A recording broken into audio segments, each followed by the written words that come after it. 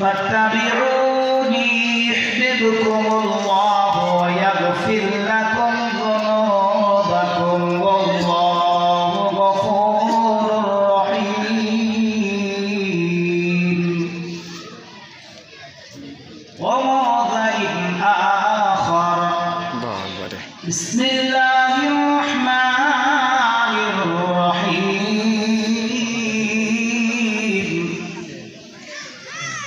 لقد كان لكم في رسول الله أسوة حسنة.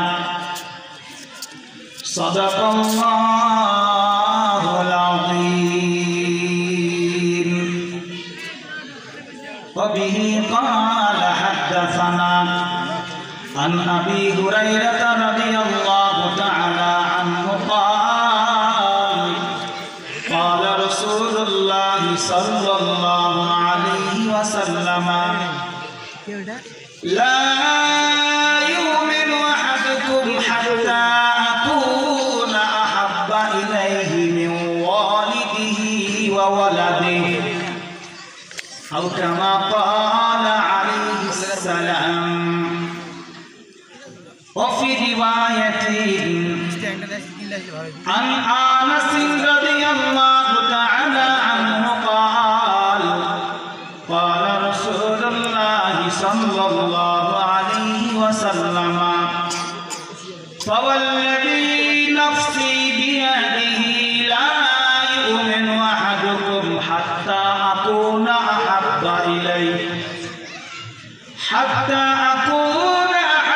إليه من والده وولده والناس أجمعين أو كما قال عليه السلام. وقال رسول الله صلى الله عليه وسلم ما تمسك بسنة عند فساد أمتي فله أجر 100 شهيد أو كما قال عليه السلام. وقال رسول الله صلى الله عليه وسلم من أحب من سنتي فقد أحبني ومن أحبني كان معي في الجنة أو كما قال عليه السلام. وقال رسول الله صلى الله عليه وسلم إن العلماء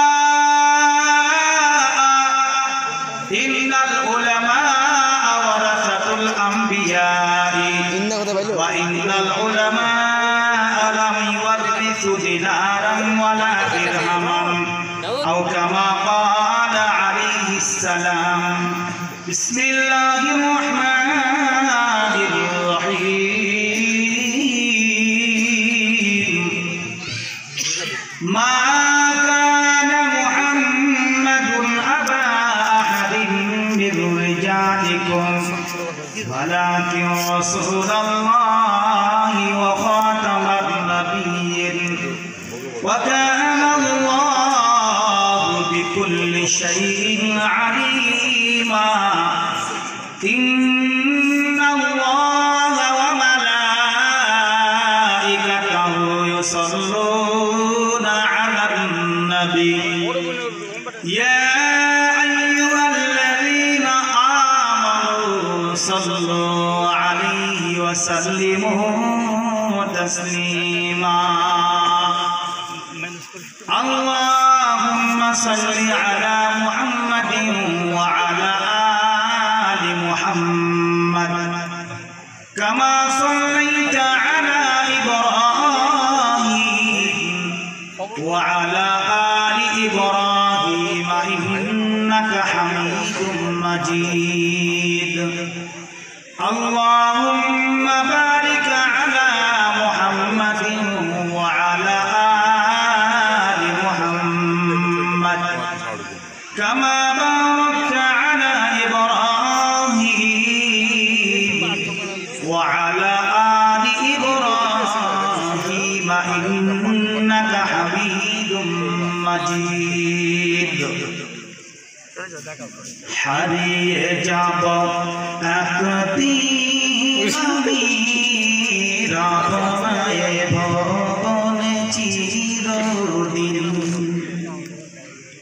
হারিয়ে যাব একদিন আমি রবনায় ভবনে চিরদিন ক্ষমা করে দিও তোমরা আমায় ক্ষমা করে দিও তোমরা আমায় ভুল করে থাকি যদি কোনো দিন হারিয়ে যাব একদিন আমি রবনায় ভবনে চিরদিন হারিয়ে যাব একদিন আমি রবনায় ভবনে চিরদিন বাস বাগানে বা গোরস্থানে হয়তো দেবে মোরে কবর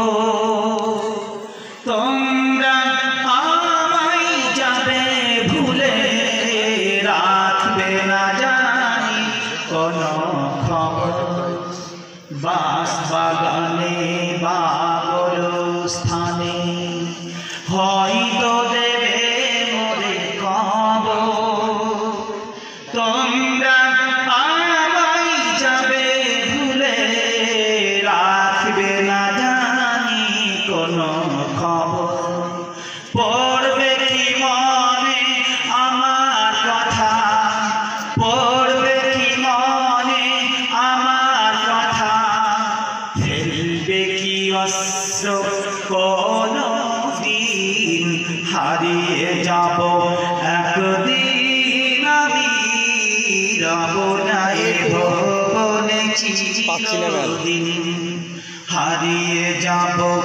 একদিন আমি রবনায় ভবনে চিরদিন ছোট মাটির ঘরে আমার দেহ নিথর হয়ে পড়ে রবে আধার কবরে আলোর প্রদীপ কেহ নাহি কভু জানবে ছোট মাটির ঘরে আমার দেহ নিথর হয়ে পড়ে রবে আধার কবরে আলোর প্রদীপ কেহ নাহি কভু জানবে থাকবে না কেউ জানি আমার পাশে থাকবে না কেউ জানি আমার পাশে কাটাবো একাকী রাত্রি দিন হারিয়ে যাব একদিন আমি রবনায় ভবনে চিরদিন হারিয়ে যাব একদিন আমি রবনায় ভবনে চিরদিন ক্ষমা করে দিও তোমরা আমায় ক্ষমা করে দিও তোমরা আমায় ভুল করে থাকি যদি কোনো দিন হারিয়ে যাব একদিন আমি রবনায় ভবনে চিরদিন হারিয়ে যাব একদিন আমি রবনায় ভবনে চিরদিন হারিয়ে যাব একদিন আমি রবনায় ভবনে চিরদিন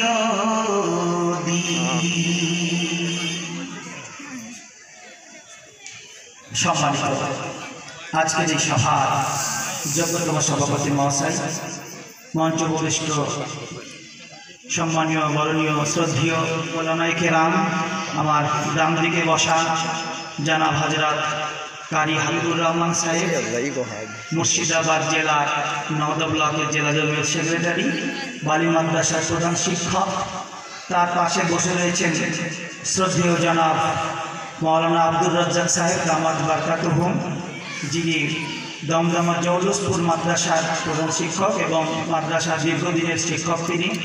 তাছাড়াও আমাকে তিনি তত ভালোভাবে না জানলেও আমি তেনাকে খুব ভালোভাবে জানি। একটা সময় আমাদের লালগোলা থানার বহু ছেলে এখানে পড়াশোনা করেছে। লতিফের পাড়া উত্তর লতিফ উত্তর দক্ষিণ লতিফের পাড়ার চারাইডুবি এলাকা হজরতের আগমনও ঘটেছে আমাদের এলাকাতে। আর আমি যে মসজিদের ইমাম ছিলাম 7 বছর, সেখানকার ছেলেরা করেছে এবং সেখানকার হাফেজ কারি মোহাম্মদ মাসাদুল ইসলাম এখানকার শিক্ষক ছিলেন। তিনি দীর্ঘদিন শিক্ষকতা করেছেন, এখন পাঁশকুড়া মাদ্রাসায় শিক্ষকতা করছেন। আর ওলামায়ে কেরাম আমার পেছনে বসে আছেন দারুল দেওবন্দ থেকে ফারাগাত। আমার স্নেহের হলেও আমার স্নেহের ছাত্রদের সাথী তারা আছেন স্টেজে। আপনারা সম্মুখে দিনদার ফরেজগার আল্লাহওয়ালা শ্রোতা মণ্ডলী, পর্দার আড়ালে লজ্জাবতী গণবতী সরলা সুন্দরী শ্রদ্ধিয়া আমার মা ও বোনেরা ও আমার ছোট্ট ছোট্ট স্নেহের কচি কাজারা স্নেহের তোলাবাই আজিজ, সকলকে আমার শ্রেণী মতো করে আন্তরিক সালাম, শুভেচ্ছা, প্রীতি, ভালোবাসা জানাই। আসসালামু আলাইকুম ওয়া রাহমাতুল্লাহি ওয়া বারাকাতুহু। আলহামদুলিল্লাহ, সমস্ত প্রশংসা আল্লাহ সুবহানাহু ওয়া তাআলার জন্য, যে আল্লাহ পাক বড় দয়া করে, করম করে, কৃপা করে, অনুগ্রহ করে, যে আল্লাহ জাল্লা শানুহু আজকের আমাদেরকে এই মহতী সভা, এই জালসায় আমি দেখলাম আসলে নামাজের পরেই আমাদের শ্রদ্ধেয়, খুব আমার কাছে খুবই প্রিয় এবং শুধু এমনিতে উনি প্রিয় হবেই, ওনার আদর্শ আখলাক আমাকে খুব ভালো লেগেছে বা ভালো লাগে। আমাদের জেলা জমিয়তের মধ্যে যে জমিয়তের তথ্য তুলে তথ্যভিত্তিক কথা বলা, আমার জানা মতে 1 নম্বরে উনি আছেন। এই কথাটা বলবেন যে হুজুর আপনার মুখ থেকে প্রায় শুনি, আমি যেখানে যাই নওদা থানায় জালসায় সব জায়গায় ওনার কথা বলি, কারণ নওদা ব্লকে উনি জমিয়তের সেক্রেটারি। উপরন্ত উনি যে পরিমাণে স্টাডি করেন, যে পরিমাণে উনি পড়েন, বই পুস্তক পড়েন, তো আমরা তো ধারা কাছেই নেই। এত পরিমাণে উনি তথ্য তুলে এমনি বলতে পারে, দেখবেন অনেকে ঝড় তুলে দিল, কিন্তু তাকে তথ্য বলতে বলবেন বলে কোন তারিখ, কোন সাল, কোন সময়টা বলতে পারবে, বাস ওখানেই শেষ। আমাদের বহু মাওলানা আপনারা দেখেন, পারা নাম্বার এত, পৃষ্ঠা নাম্বার এত, লাইন নাম্বার এত, নিচের লাইনের ওপরে বলে না, বলে না, বলে না, বলে। মনে রাখবেন, এগুলি তারাই বলতে পারবে যারা টপ র্যাঙ্কের হাফিজ। কথা ঠিক না ভুল? কিন্তু মৌলানা কিন্তু মানে কোনোদিন মানে হাফিজ হয়নি, কমপ্লিট হাফিজ পড়েইনি মৌলানা। মনে রাখতে হবে ওটা মুখস্থ করা, ওটা মুখস্থ করা। কিছু মানুষের দেখবেন শুরুতে উঠেই এমন ইংলিশ ছাড়ে, তো মনে হবে যে ওরে বাপ, ইংলিশের তো বাপ, গোটা ইংলিশ বলবে, তারা ইংলিশে অর্থ রাখবে, 2-4টা বলার পরে গল্পটা ওখানে শেষ। তার মানে ও ধার করে ইংলিশ। কি আপনারা বুঝতে পারছেন তো কথা নাকি? ধার করে ইংলিশ বলে, মানে মুখস্থ করে এসেছে, সেই মুখস্থ করা ইংলিশ বলে। কিন্তু যারা প্রকৃতপক্ষে ইংলিশ বলা মানুষ, ইংলিশ বলতে পারে, প্রতিষ্ঠান ভালো তুলতে পারে, তারা কিন্তু এই কথা বলবেন না। আরো একটা কথা বলি, বিজ্ঞ 2জন আলেম এখানে আমার ডান দিকে এবং আমার বাম দিকে শ্রদ্ধেয়, পূজনীয়, বরণীয় ব্যক্তি, যিনি বালি মাদ্রাসার প্রতিষ্ঠাতা, বালি মাদ্রাসাকে তিনি প্রতিষ্ঠিত করেছেন এবং আজকের দিনও বালি মাদ্রাসার তিনি প্রধান শিক্ষক আছেন। আমি কথাগুলি যেগুলি বলছি মনে রাখবেন এবং বলবো, দায়িত্ব নিয়ে বলি সব জায়গাতে। আমি দায়িত্বের সহকারে কথা বলার চেষ্টা করি। আচ্ছা বলেন তো আপনারা, পারা নাম্বার, পৃষ্ঠা নাম্বার, লাইন নাম্বার না বললে কি ওয়াজ চলবে না? আপনারা কি বলছেন, ওয়াজ হবে না?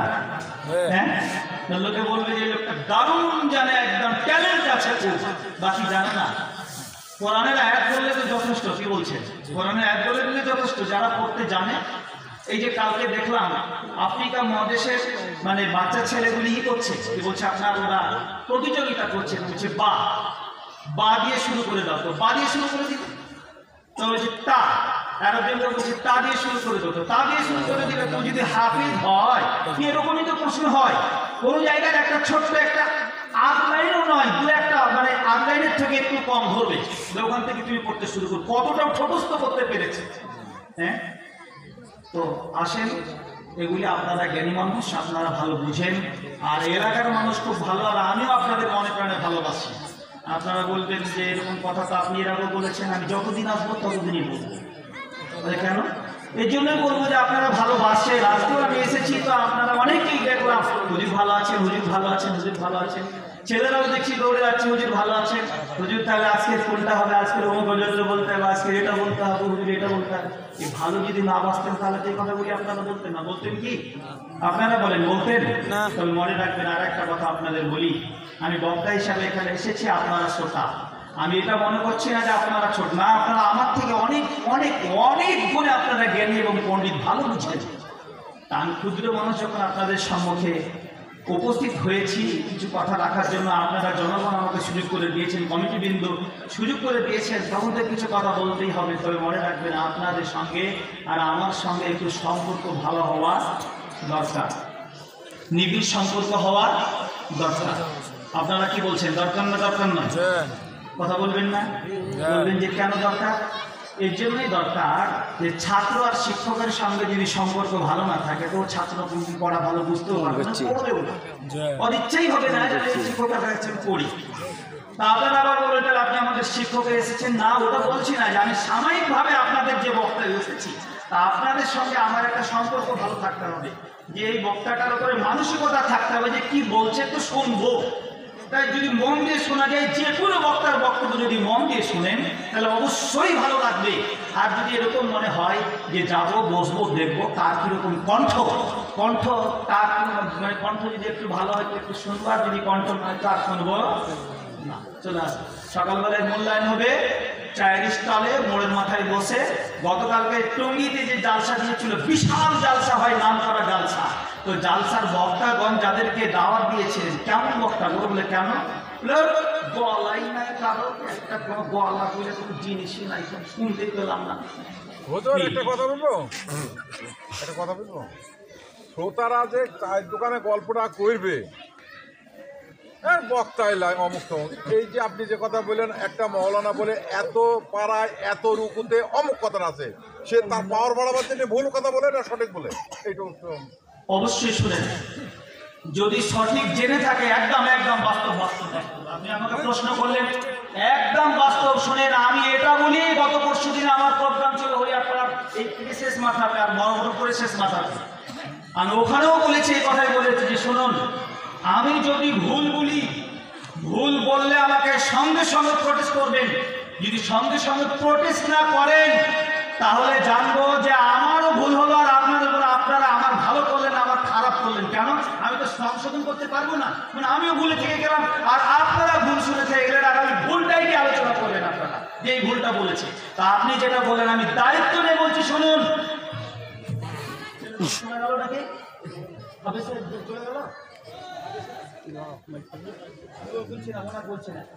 এটা হচ্ছে দমদমা মাদ্রাসার প্রধান শিক্ষক, তাই তো? আব্দুল রাজ্জাক সাহেব। এই মাদ্রাসার দুজন শিক্ষক এক্ষুনি স্টেজে উঠেছিলেন, আমি তুলে নিয়ে আসলাম, তারা আমার ছাত্রের সঙ্গে পড়েছে, দারুল উলুম দেওবন্দের ছাত্র। এবার আপনারা বলেন, দারুল উলুম দেওবন্দে হলে, যদি মানে দারুল উলুম দেওবন্দে পড়ে, তাতে কত ট্যালেন্ট হলে, কত ব্রেন হলে তারা চান্স পায়।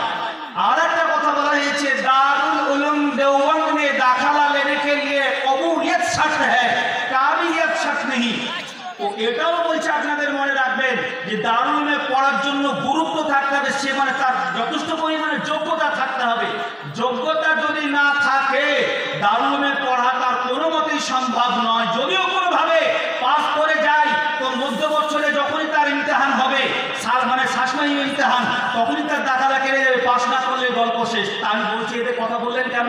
এই ছেলে দুটোকে আমি সঙ্গে করে ধরে নিয়ে এসে স্টেজে তুললাম, এই উদ্দেশ্যে তুললাম। আমাকে বলছে হুজুর আমাদের এখনই ডিউটি আছে, আমার থাকা যাবে না, 10 মিনিট বসবে, 10 মিনিট বসে চলে যাবে। আমি ওই 10 মিনিট ওখানে কথা বললাম, তাতে বুঝতে পারলাম এরা চরম যোগ্যতাপূর্ণ শিক্ষক, চরম যোগ্যতাপূর্ণ ব্যক্তি। কথার মাধ্যমে কথা উঠলো, বলতে গিয়ে বলছে আমি ওয়াজ করবো, আপনি প্রশ্ন করলেন উত্তর দিতে হবে। ওয়াজ অবশ্যই করবো, মনে রাখবেন আমি কোনোদিন কোথাও কোনো গল্প করি না, আর আমি হাদিস দইফ মাউজু এরকম হাদিস বলে মানুষের মন ভোলানোর জন্য ওয়াজ কোনোদিন করি না। আমি শ্রোতাকে চাই শ্রোতা কিছু বুঝুক এবং আমি কিছু বলে, যাতে করে মানুষ বুঝতে পারে তার জন্য করে কিছু বলি। মনে করেন আমি আজকে এখানে জালসা এসেছি লালগোলা থেকে, প্রায় 85-90 কিলোমিটার রাস্তা। আপনারা বলেন তো, আমি যেখানে জালসা এসেছি তা আমার বিরামপুরের মানুষ বা আমার লালগোলার মানুষ বা রানীতলা ভগবানগোলার মানুষ, এই মাদ্রাসার আমি শিক্ষক, তারা কি জানে?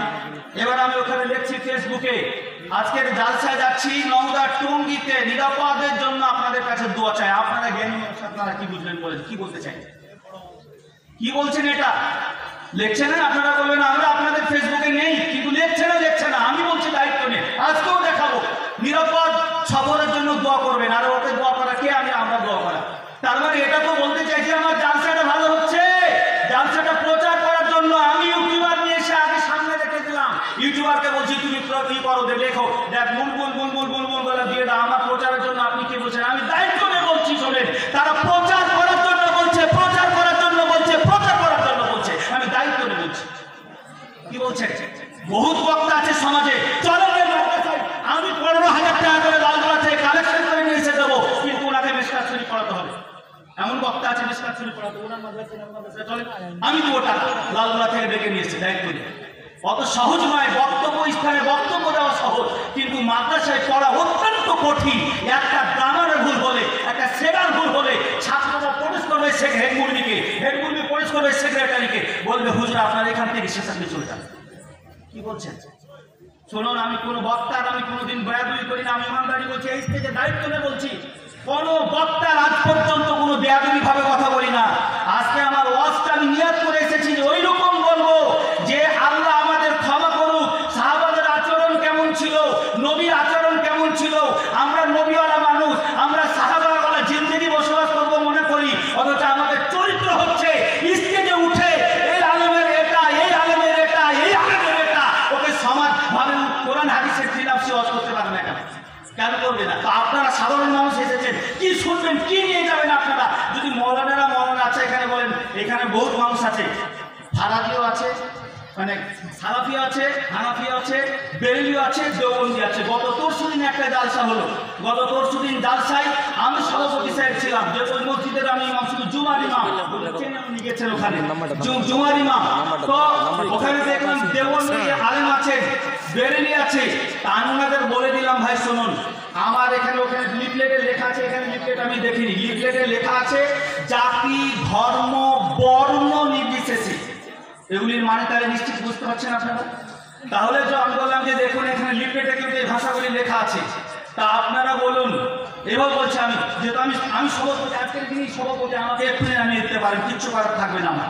আপনারা যত চান, আপনারা চাইলে হবে না, যদি আমাকে বুঝতে দেন। যেহেতু সভাপতি আজকে, সভাপতি তিনি, মালিক স্বামী তিনি আজকে। তো আমি বললাম যে শুনুন, আপনারা বক্তব্য রাখবেন নিরপেক্ষতার সঙ্গে, কোরআন হাদিসকে সম্মুখে রেখে আপনারা বক্তব্য রাখবেন। কারণ দেওবন্দি, বেরেলি, ফারাদি, হানাফি সব রকমের মানুষ আছে। আর যদি আপনারা নিরপেক্ষতার সঙ্গে বক্তব্য না রাখেন, তাহলে এই লাইনগুলিকে কেটে দিতে হতে গেলে দেখতে হতো। দেখো, বর্ণ মানে হিন্দু মুসলিম সবাই আসবে, কিন্তু সেখানে কালার নাই, কালার থাকবে না সেখানে। বা দেওবন্দি বেরেলি কোনো কালার থাকবে না। তাহলে আপনি আপনার মতন যদি বলেন দেওবন্দি গাড়িতে নিতে বসতে পারে, লোকগুলি উঠে চলে যাবে, ইত্যাদি ইত্যাদি ইত্যাদি। শুনুন, ওর জন্য করে বলছি যে আমরা কিছু মানুষ আছে, আমাদের কিছু খোঁচা দিতে ভালোবাসি। আমরা আমাদের মতন করে নবীওয়ালা, নবীদের কাজ কি ছিল, সাহাবাদের কি কাজ ছিল, একটু করে যদি বলে দিই, মানুষ শুনবে না? শুনবে না? আপনারা বলুন, শুনবে না? শুনবে না? আমার নবীর আদর্শ কি ছিল, একটু যদি বলি, শুনবে না? শুনবে না? বিশ্ব নবীর আদর্শ বলি, আল্লাহ নবী সাল্লাল্লাহু তাআলা আলাইহি ওয়াসাল্লাম তাসলিমার আদর্শ, নবীজির আদর্শ দেখে মানুষ আদর্শিত হয়ে মানুষ ঈমানদার হয়েছে, কালেমা পড়েছে। আপনারা বলবেন হুজুর, একটা নিদর্শন দিন, একটা উদাহরণ দিন। আপনি উদাহরণ দিন, নবীজির আদর্শে মানুষ আদর্শিত হয়েছে। আমার নবী যখন নবুয়তি পায়, গায়ে হীরা নামক পাহাড়, ওই পাহাড়ে যারা হাজী সাহেব আছেন, যারা হজ করতে গেছেন, আমি তাদেরকে বলছি আপনারা দেখেছেন সেই হীরা পাহাড়টা কতটা উঁচু। ওখানে কিন্তু সব সময় মাইকিং হচ্ছে, উর্দুতে বলছে পাকিস্তানি মানুষের আছে। আমি যদি মিথ্যা বলি হুজুর, কয়েক বছর মানে 10 বার না 12 বার ওনার উমরা হয়ে গেছে, খবর কি বলছিলেন? হ্যাঁ উমরা হয়ে গেছে, আমার সাথে বলছিলেন তিনি। আর হজ করার পরে উমরা করছেন, বলছেন দোয়া করবেন যেন প্রতি বছর বেঁচে থাকাকালীন যেতে পারে।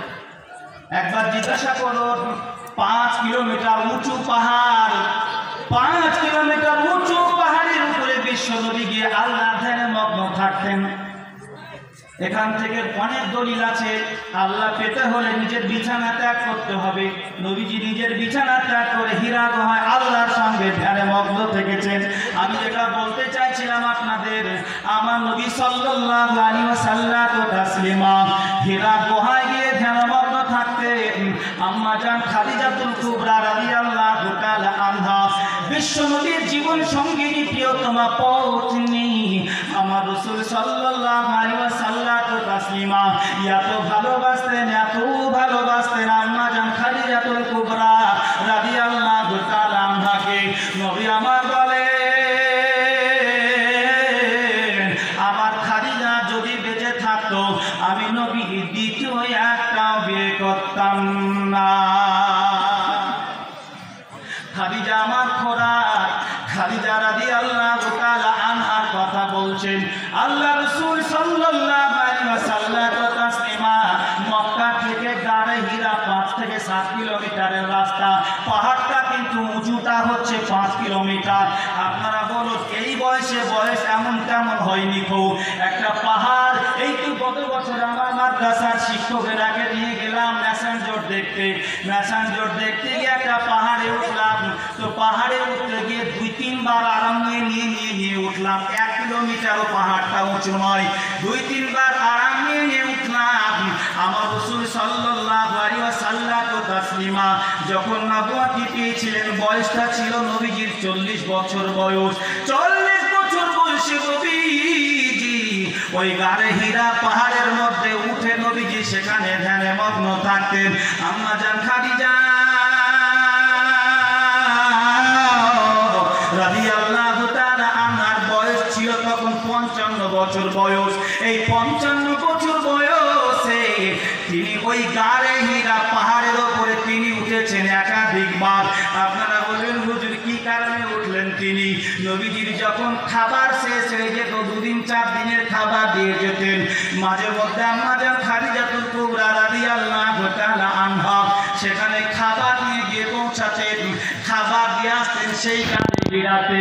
আল্লাহ কবি নবুয়ত পেলেন, কালেমার দাওয়াত দিবে কাকে? আপনারা সকলেই জ্ঞানী ব্যক্তি আছেন এখানে বসে, উপরে ওলামায়ে কেরাম বিজ্ঞ ব্যক্তিরা বিশিষ্ট ব্যক্তিরা আমার পাশে ডান বামে বসে রয়েছেন। তারা আল্লাহ রাসূল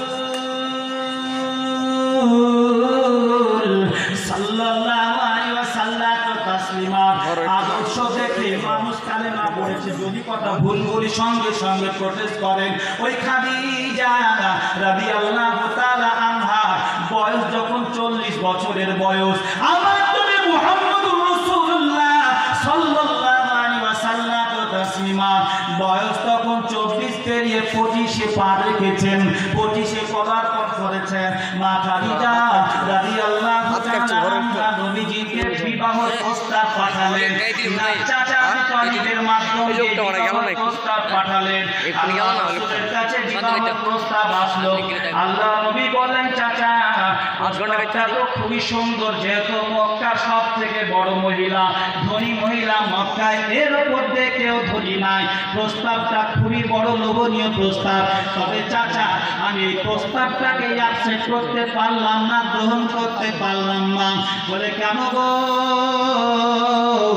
এর জন্য করে যে প্রস্তাবটা যদি আমি গ্রহণ করি লোকে আমাকে বলবে, দেখো মুহাম্মাদের বয়স কত, মুহাম্মাদকে গোটা এলাকার মানুষ সাদিক বলে জানে, দারুণ ভালোবাসে লোকের, আমি পেয়ারা লোকের, আমি খুবই প্রিয়। আমি যখন খাদিজাকে বিয়ে করতে যাব লোকেরা বলবে দেখো ঠিক হয়েছে, এই খাদিজার মা নিয়ে সিরিয়ায় ব্যবসা করতে গিয়েছিল, আর ব্যবসা করে আসার পরে পরে বিবাহের প্রস্তাব নিশ্চিত মুহাম্মদ মালের লোভে পড়ে গেছে, লোভেই পড়ে বিবাহ ডাকছে কবুল করছে। তা না হলে খাদিজাকে কেন বিয়ে করতে যাবে? একজন অ্যাডাল্ট, একজন যুবক আর একজন 40 বছরের বয়স্কা মানে মধ্যবর্তী বয়স্কা মহিলা, এরকম মহিলার সঙ্গে কেন বিবাহতে জড়িত হতে যাচ্ছে? আল্লাহ নবী বললেন না আমি বিবাহ করতে পারবো না, আমি বিবাহতে সম্মতি প্রকাশ করতে পারলাম না। আল্লাহ নবীর কথা শুনে তার চাচা আবু তালিব সে খাদিজাতুল কুবরা রাদিয়াল্লাহু তাআলা আনহাকে গিয়ে বললেন, ভাতিজা আমার রাজি হয়নি বিবাহতে, দ্বিতীয়বার আবার প্রস্তাব দিলেন। দ্বিতীয়বার প্রস্তাব আসলো যে আমি মুহাম্মদকে বিয়ে করতে চাই। আমার তো পূর্বে দুটো স্বামী পরকাল গমন করেছে, আমি মক্কার ধনী মহিলা, আমি ধন সম্পদ দেবার জন্য তাকে আমি বিবাহ করতে চাই না। আমার ধন সম্পদের লোভ দেখিয়ে তাকে আমি বিবাহ করতে চাই না। আমি শুধু মুহাম্মদকে এই অর্থে বিবাহ করতে চাই যে আমার সাথী হয়ে যাবে, আমার জীবনের সঙ্গী হয়ে যাবে। আমার বর্তমানে জীবন সঙ্গিনী বড় খুব দরকার, একজন নাই নিষ্ঠাবান পুরুষের বড় দরকার। আমার জানা মতে মক্কা নগরে এমন ছেলে আর একটাও কেউ নাই। আপনারা আবার বলবেন হুজুর তাহলে বলুন তো কি করে তিনি জানলেন, তার চারিত্রিক বিষয়ে কি করে তিনি বুঝতে পেরেছিলেন? আসলে যখন মক্কা থেকে সিরিয়াতে ব্যবসার জন্য হযরত মুহাম্মদ রাসূলুল্লাহ সাল্লাল্লাহু আলাইহি ওয়াসাল্লামকে নির্বাচিত করে যখন খাদিজাতুল কুবরা রাদিয়াল্লাহু তাআলা আনহা পাঠিয়েছিলেন, সেই সময়ে মাইসারা নামক তার একজন খাদিম অর্থাৎ খাদিজাতুল কুবরা রাদিয়াল্লাহু তাআলা আনহার একজন খাদিম ছিলেন। তার ব্যবসা বাণিজ্য তিনি দেখতেন। খাদিজা রাদিয়াল্লাহু তাআলা আনহা বললেন, মাইসারা গো, তোমাকে ব্যবসার জন্য যেতে হবে সিরিয়াতে। বলে কার সঙ্গে আমি যাব? বলে মুহাম্মদকে এই ব্যবসার মূল দায়িত্ব আমি অর্পণ করে দিয়েছি, তার কাঁধে দিয়ে দিয়েছি। খবরদার শুধু তোমাকে কোন রকম ব্যবসার কোনো খবরদারি তুমি করবে না। কত টাকায় বেচবে, কত টাকায় কিনবে, কোনো কিছু তুমি বলতে যাবে না। শুধুমাত্র তুমি দেখবে আমার বাড়ি থেকে যেখানে ব্যবসার জন্য পাঠাচ্ছি সেই পর্যন্ত এবং সেখান থেকে ব্যবসা করে ফিরে আমার বাড়ি পর্যন্ত যখন আসবে, এই আসা যাওয়ার মধ্যস্থলে যে সমস্ত ক্রিয়াগুলি করবে, কাজগুলি করবে, ঘটনাগুলি যেগুলি ঘটবে, সবগুলি তুমি পঙ্খানুপঙ্খানুভাবে আমার সম্মুখে এসে তুমি আবৃত্তি করবে, বলবে। আমি শোনার জন্য তোমাকে আমি পাঠাচ্ছি। এই মুসলমান বিশ্বনবীর মুহাম্মদ রাসূলুল্লাহ সাল্লাল্লাহু আলাইহি ওয়াসাল্লাম তাসলিমা, এত সুন্দর আদর্শ, এত সুন্দর চরিত্র। মাইসারা ব্যবসা থেকে ফিরে এসে মা খাদিজাতুল কুবরা রাদিয়াল্লাহু তাআলা আনহাকে সমস্ত ঘটনাগুলি বললেন। আর একটা কথা, খুব লক্ষণীয় কথা, তিনি বললেন, ও খাদিজাতুল কুবরা রাদিয়াল্লাহু তাআলা আনহা, আমার মালিকা, আমি বলছি শোনো, ওই ব্যবসায় গিয়ে আমি তো অনেক কিছু দেখেছি। আর একটা জিনিস যেটা না বললেই নয়। বলে বলো, কি বলবে তুমি, আমাকে একটু শোনাও। বলে আমি দেখলাম ব্যবসায় গিয়ে একজন ইহুদির সঙ্গে লেনদেন হচ্ছিল। লেনদেন হতে গিয়ে কথা কাটাকাটি হতে গিয়ে ইহুদি বলছে তুমি না লজ্জার কসম করে বলো। আমি দেখলাম মুহাম্মদকে, তিনি বললেন, ও ইহুদি ভাই, আপনি সদক, আমি কোনোদিন জীবনও না লজ্জার কসম আমি করিনি। আমার না লজ্জা, আমার বাড়ির পাশ দিয়ে আমি যখন যাই, যেতে গিয়ে কোথাও যদি কোনো প্রতিমা আমি দেখতে পাই, ওই প্রতিমাকে যদি আমার নজরেও পড়ে যায়, আমি সঙ্গে সঙ্গে মুখটা ফিরিয়ে নিই। আমি কোনোদিন না লজ্জার দিকে তাকাইনি, প্রতিমার দিকে কোনোদিন আমি তাকাইনি। অতএব তুমি যেটা বলেছো ভাই সেটাই ঠিক, আমি কসমও খেতে যাব না। আল্লাহর নবীকে আমি দেখলাম এমন কথা যখন বলছিল, ও ইহুদি ভাই সঙ্গে সঙ্গে পায়ে পড়ে গিয়ে বলেন, ভাই আপনি যেটা বলেছেন সেটাই ঠিক, আমি তো মিথ্যাবাদী, আমি তো আপনাকে মিথ্যা আরোপ চাপাতে গিয়েছিলাম, কিন্তু দেখলাম আপনার মতো সত্যবাদী ব্যবসায়ী আমার নজরে একটা পড়েনি। আপনি একেবারে সত্যবাদী ব্যবসায়ী। হযরত মাইসারা বলেন, খাদিজা গো, এত সুন্দর ব্যবহার, এই যে ব্যবহারে মানুষ আকৃষ্ট হয়ে যায়। ওই খাদিজাতুল কুবরা রাদিয়াল্লাহু তাআলা আনহা নিজেই ব্যবহারে আকৃষ্ট হয়ে গিয়ে বিশ্ব নবীর উপরে তিনি বিবাহতে প্রস্তাব জানাচ্ছিলেন। দ্বিতীয়বার যখন বিবাহর প্রস্তাব দিলেন, আমার নবী বললেন, আমি খাদিজাকে বিয়ে করতে পারি, তবে একটা শর্তের উপরে। চাচা আবু তালেব বললেন, ভাতিজা বলো কি শর্ত তুমি শোনাবে আমাকে, একটু শোনাও।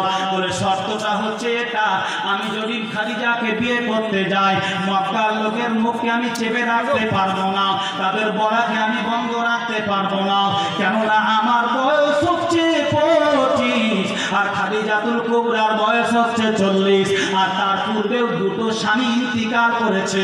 খাদিজা মক্কার সব থেকে বড় ধনী মহিলা, খাদিজার এত মাল এত সামান, আমি তার ব্যবসা করে সিরিয়া থেকে সবেতে ফিরে আসলাম, লোকেরা অনেক কথা কাটাকাটি করবে, অনেক কথা বলতে শুরু করবে, আমি সব সহ্য করতে পারবো না, আমি খাদিজাকে বিয়ে করতে পারি, তবে একটা শর্ত।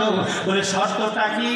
খাদিজা যদি সমস্ত মালগুলি আল্লাহর রাস্তায় ওয়াকফ করে দেয়, অর্থাৎ দান করে দেয়, তবে আমি নবী তাকে বিয়ে করতে পারি, নইলে তাকে বিয়ে করব না।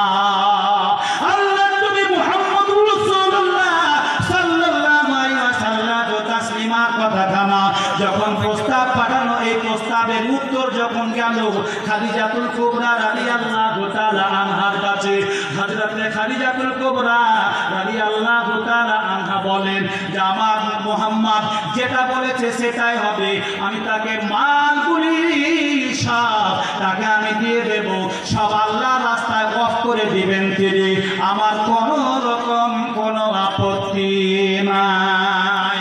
আমি যেটা শোনাতে চাইছিলাম আপনাদেরকে, এই মুসলমান টুঙ্গিরা পামার জনতা যারা আমার সম্মুখে শুনছেন, বাইরে যারা লাউডে মাইকের মাধ্যম দিয়ে যারা আপনারা শুনছেন, আমি সকলকেই বার্তাটা দিতে চাই, আমার নবীজির আদর্শে নবীজির নবুয়তি পাইনি, তখনও নবুয়তি পেতে অর্থাৎ নবী হতে চল আরো 15 বছর বয়স, টাইটেল পেতে বাকি, আল্লাহর পক্ষ থেকে নবুয়তির লাকাব দিবেন, টাইটেল দিবেন, মোহর লাগাবেন, এখনো 15 বছর বাকি। গোটা মক্কা নগরের লোক আমার নবীকে আর সাদিক বলে ডাকতেন, আর আল আমিন বলে ডাকতেন, নবীজিকে আমানত দিতেন তারা, যেগুলি আমানত রাখো, যেমনি ভাবে দিতেন তেমনি ভাবে ফেরত পেতেন। আমার নবী জীবনও কোনোদিন হাঁটতে বসতে উঠতে খেলতে পড়তে কোনোদিন একদিন ভুল করেও কোনোদিন মজা করেও একদিনের পরে জীবনে নবীজি একটাও মিথ্যা কথা বলেননি। আপনারা বলবেন হুজুর ছোটবেলায় কি নবীজি এটাও বলেনি?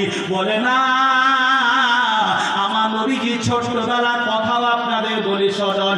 মা চলে গেছেন 6 বছরের মা, 6 বছরের সন্তান নবীজি আমার, মা চলে গেল, যার বাচ্চা ছোট ছেলে যার মা নাই, মায়া মহব্বত দুনিয়ার মহব্বত থেকে কত বড় বঞ্চিত আপনারা জ্ঞানী মানুষ আপনারাই বুঝতে পারছেন।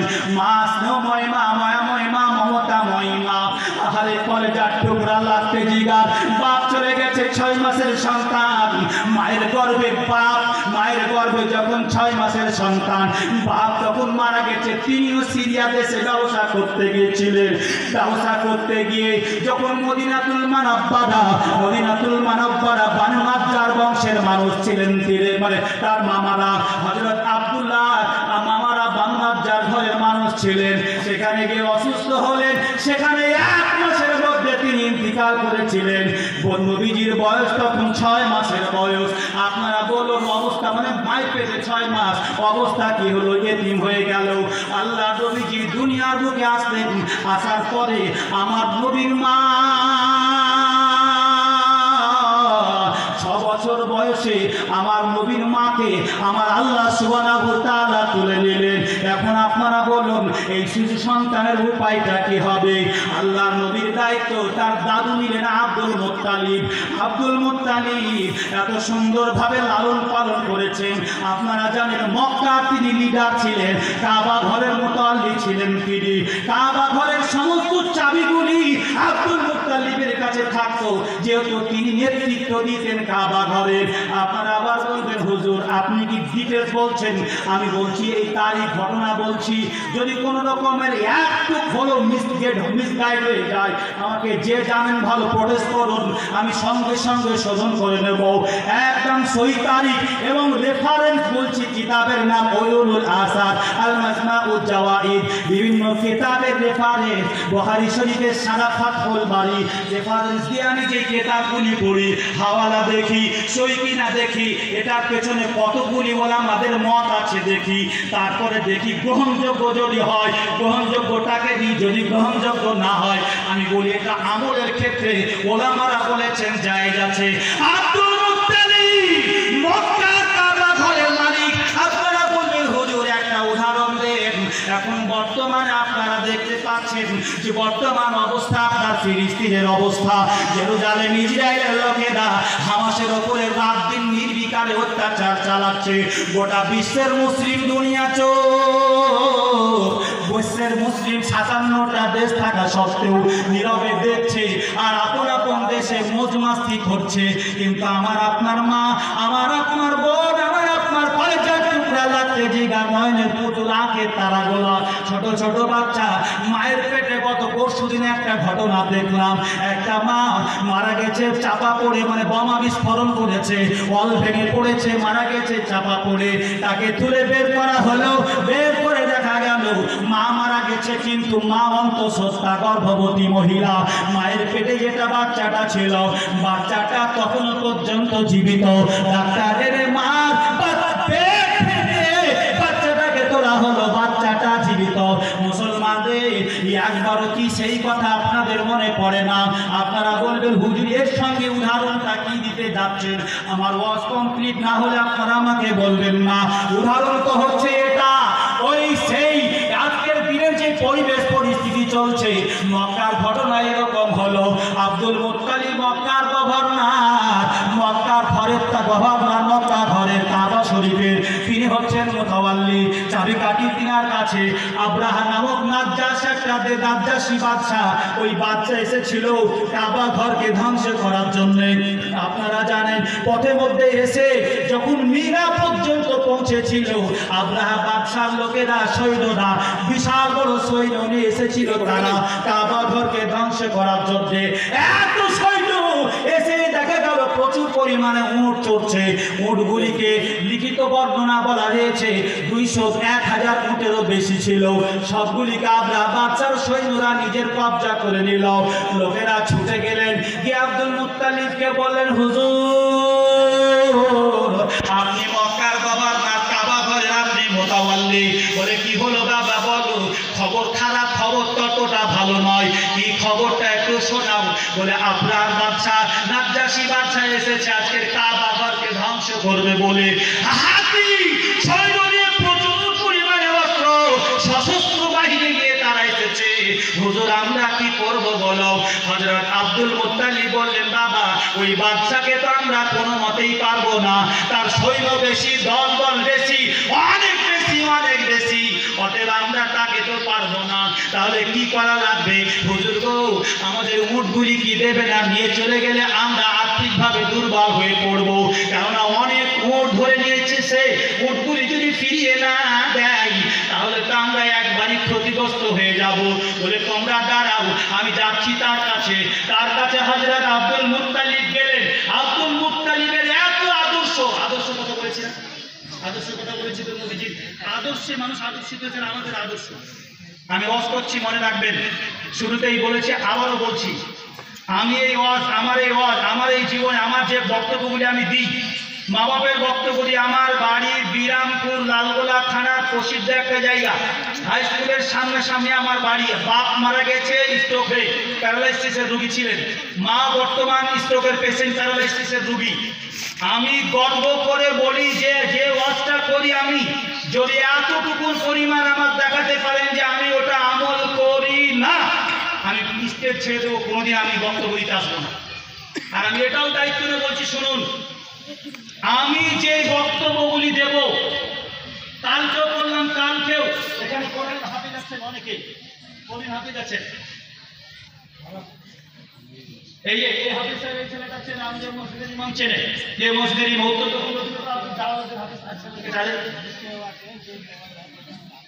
জি জি না, হ্যাঁ ওনার সাথে কথা বলেছি। তো কোরআনে আছে না নাই, বিমা তাকুলুনা মা লা তাফালুন, কি আছে না নাই? এর ব্যাখ্যা দেখলাম গতকালকে। বলে এর আগে কি দেখেননি? আমার একটা ব্যক্তিগত অভ্যাস, যেখানে ওয়াজ করতে যাওয়ার আগে একবার ঝালিয়ে নিই, একবার দেখে নিই আমি যে কোন ওয়াজটা করবো, আমার ব্রেন সাজিয়ে নিই যে ওয়াজটা আমি করবো, ব্রেনকে তৈরি করে নিই, একবার করে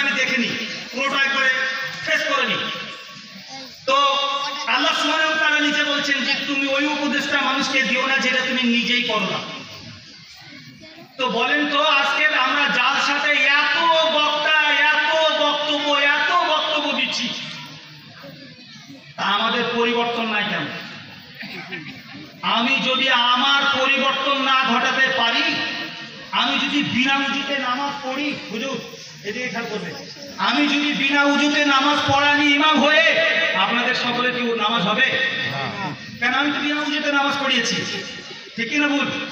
তো আমি যে বক্তা, তাহলে আমি আপনাদের এখন সকলের বক্তা, আপনারা আমার শ্রোতা, আমাকে মানেন বলি আপনারা বসলেন সাময়িকের জন্য হলেও।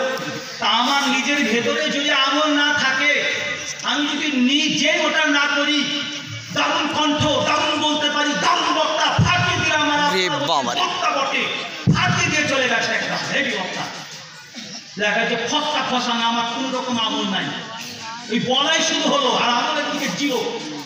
আমি দায়িত্বের এই স্টেজে বলছি, লোকের শোনাই হবে আর আমার বলাই হবে। আমি যেহেতু নিজে আমল করতে পারি না, লোকেরও ওপরে কোনো প্রভাব পড়বে না, কোনোদিন প্রভাব পড়বে না। আমি দায়িত্বে বলছি, প্রভাব পড়বে না। আমি তো নিজেই করি না, তার প্রভাব পড়বে কি? আমার উদ্দেশ্যটা একটা ছাড়া। আমি বাড়ি থেকে যখন বেরোই, আমি এই কথা বলে বেরিয়েছি, আজকে যখন মাদ্রাসা থেকে বেরোই, মানে বাড়ি থেকে মাদ্রাসা এসেছি, মাদ্রাসা থেকে এখানে এসেছি, সেখানেও মাদ্রাসা এসে বললাম, ভাই একটু দোয়া করবেন না, আমি যেগুলি কথাগুলি বলবো কোরআন হাদিস সম্মত হয়, আমি বলবো যেগুলি সেগুলি প্রতি যেন আমি এটা আগে আমল করতে পারি এবং আমার শ্রোতামণ্ডলী যেন আমল করতে পারি। উদ্দেশ্য বলবেন আপনারা, হুজুর আব্দুল মুত্তালিবের কথাটা তুললেন কেন?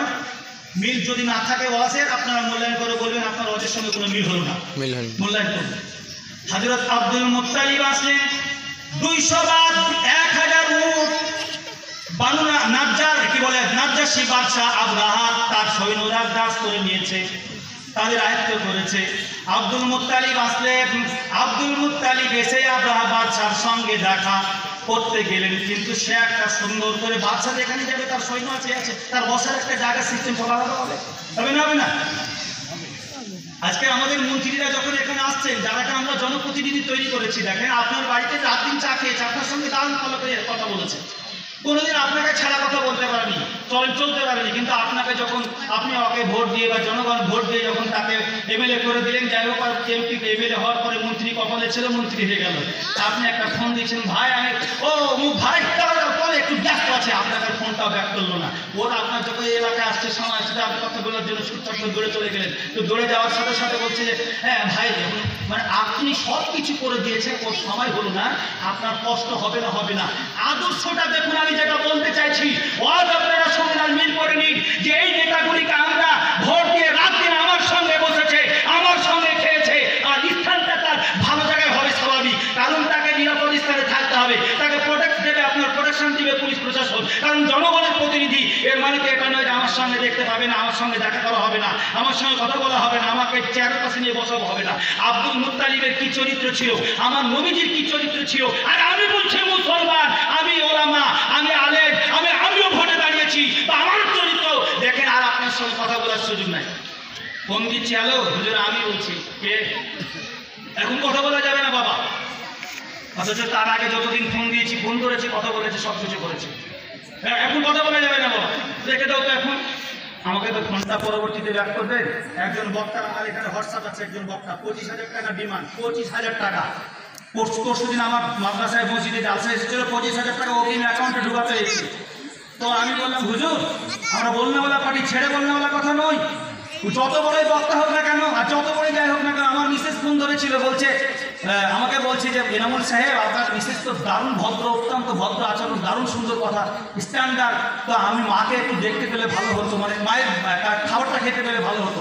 তো আপনাকে কি বলেছে, উনি যা খাবার খাবেন সব আছে, সব রেডি আছে, আপনি দেখুন আপনি কোনটা খাবেন, গরুর মাংস, দেশি মুরগি, মাছ, সব। তো ওনাকে বললেন আমার সেক্রেটারি যে হুজুর একটা কথা বলবো, বলে আপনি ফোনটা রিসিভ করছেন না, ফোন হচ্ছে তো আপনি ফোনটাও ব্যাক করছেন না, আপনাকে হোয়াটসঅ্যাপ দেওয়া হয়েছে, আমি বললাম আপনি হোয়াটসঅ্যাপটাও দেখেন। তা বলছে আমি অসুস্থ ছিলাম, ভর্তি ছিলাম হাসপাতালে। আরে হটপটটা হচ্ছে এখন জরুরি পরিষেবা, জরুরি হটপটে এখন সব দাওয়াত হবে না, হোয়াটসঅ্যাপে আপনার হটপট বলছি, হোয়াটসঅ্যাপে আপনার সব দাওয়াত হচ্ছে, তো হোয়াটসঅ্যাপটা দেখতে পাতো, আমি নিজে বলছি, বুঝলাম না, আমি নিজে বলছি, উনি দেখতে পারতেন না। তার মানে কি, যখন মানুষ বড় হয়ে যেত, আমাদেরকে যদি সেই নজরে না দেখে, তা আপনাদেরকে কি দেখবে বলতে চাইছে? আপনাদের কাছে আসবে,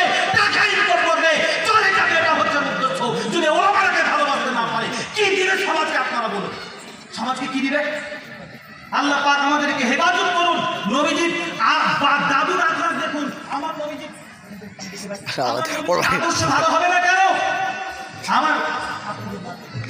আমার নবীজির আদর্শ ভালো হবে না কেন? কোন ঘরের সন্তান একবার দেখে নিন, তার দাদুর কত চরিত্র ভালো, তার দাদুর চরিত্র ভালো, তার বাপের চরিত্র ভালো, আমার নবীজির চরিত্র ভালো হবে না?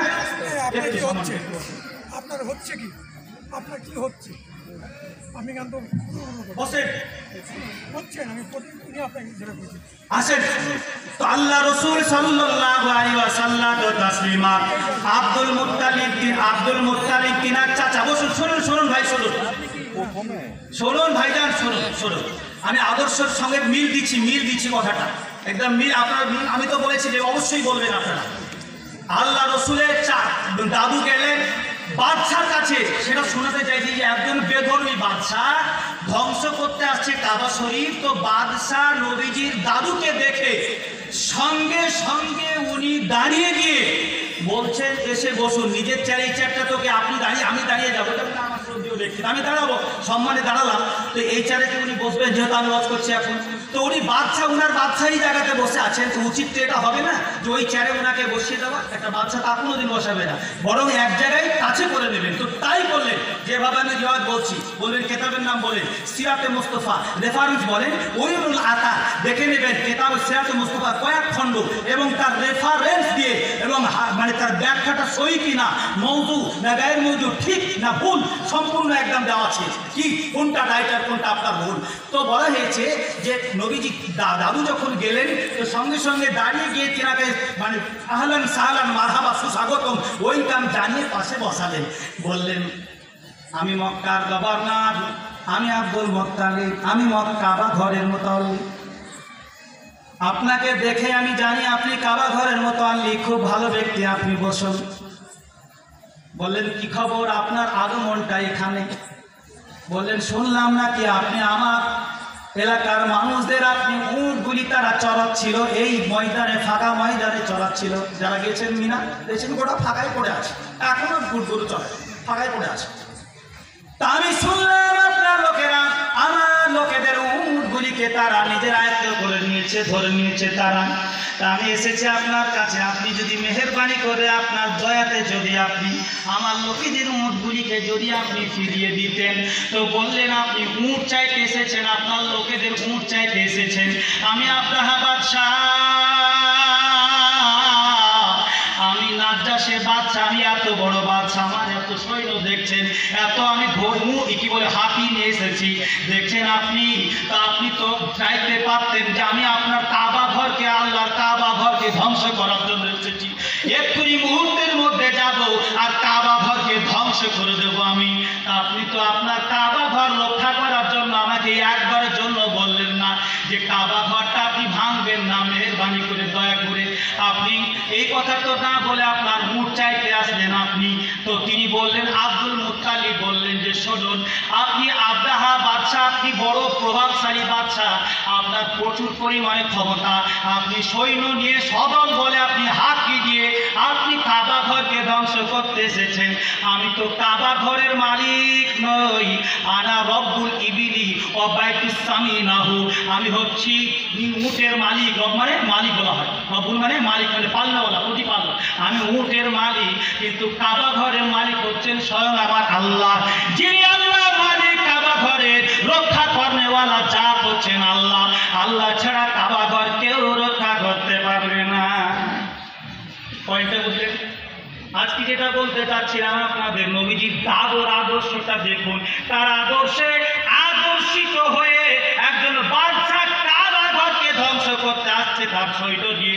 তার আদর্শ দেখে, ব্যবহার দেখে, তার বিনয়, তার নম্রতা, তার স্ট্যাচু, তার চলন, উঠ যাওয়া দেখেই তিনি মুগ্ধ হয়ে গেছেন। মুগ্ধ হয়ে তার পাশে তিনি বসিয়েছেন। মানুষরে, আমার আদর্শটা তো এইরকম হতে হবে। আমি এসেছি লালগোলা থেকে, আপনাকে চিনি না, জানি না, রাস্তায় আপনাকে দেখলাম, সালাম দিয়ে এটা কি আমার অসুবিধা বলতে? বাবু ভালো আছেন, এই ভাষাটা বলতে অসুবিধাটা কোথায়? মুখটা কি জবানটা ক্ষয় হয়ে যাবে নাকি আমার? এতক্ষণ ওয়াজ করতে পারবো 2 ঘন্টা, অথচ রাস্তায় দেখলে আপনাকে সালাম দিয়ে এইটুকুটা বলতে আমি পারবো না।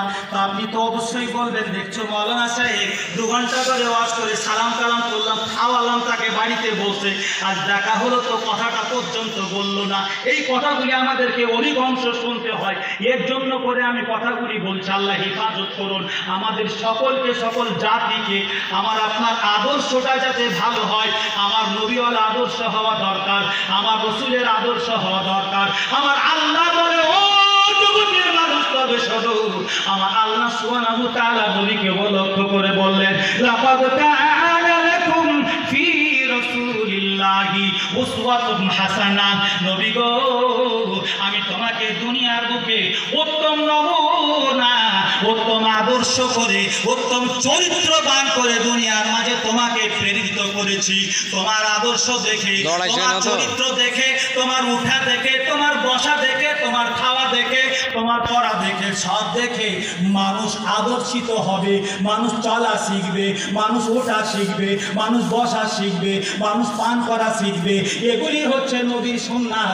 আর আমার আপনার মধ্যে আমি যদি বলি আমি নবীর উম্মত, বলে আমি ভালোবাসি, বলে কি ভালোবাসো, বলে চরম পরিমাণে ভালোবাসি নবীকে, বলে নবীকে ভালোবাসো।